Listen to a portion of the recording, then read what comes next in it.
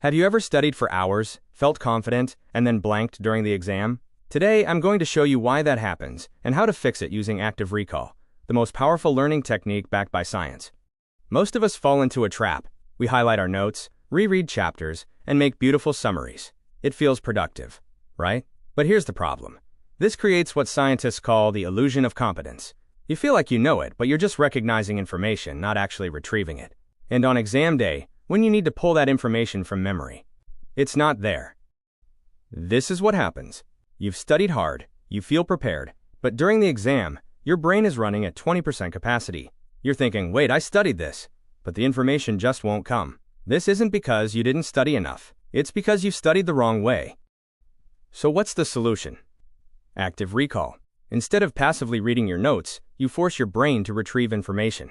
You see a question, you struggle to remember, and then you check the answer. It's simple but incredibly effective. Think of it this way. Passive reading is like walking on grass. You leave barely a trace. But active recall? That's like carving a road through the jungle. Every time you retrieve information, you make that neural pathway stronger. Here's how it works. You get a prompt, a question or concept. Then comes the struggle. This is the retrieval phase, and yes, it should feel hard. That struggle is actually building your memory. Finally, you reveal the answer and reinforce what you've learned. The key here is the retrieval step. That's where the magic happens.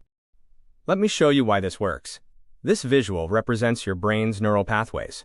When you just read something, you create weak, scattered connections. But when you actively recall information, you build a clear, strong highway. This is called the testing effect. Retrieval practice literally rewires your brain for better recall.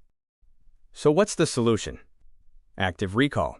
Instead of passively reading your notes, you force your brain to retrieve information. You see a question, you struggle to remember, and then you check the answer. It's simple but incredibly effective. Think of it this way. Passive reading is like walking on grass. You leave barely a trace. But active recall?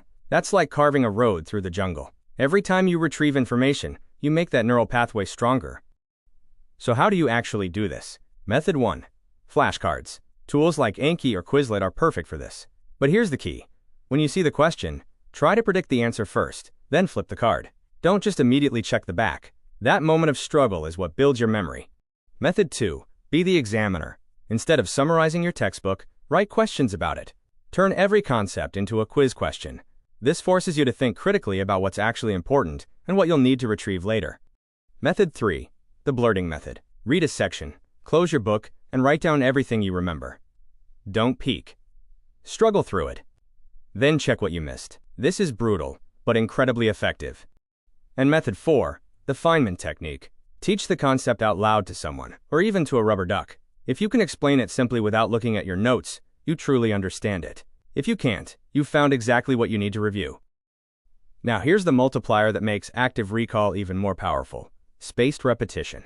Your memory fades over time. That's natural. But if you review right before you forget, you boost retention back up. The key is timing your reviews strategically, not cramming everything at once. Each time you successfully recall information, you can wait longer before the next review.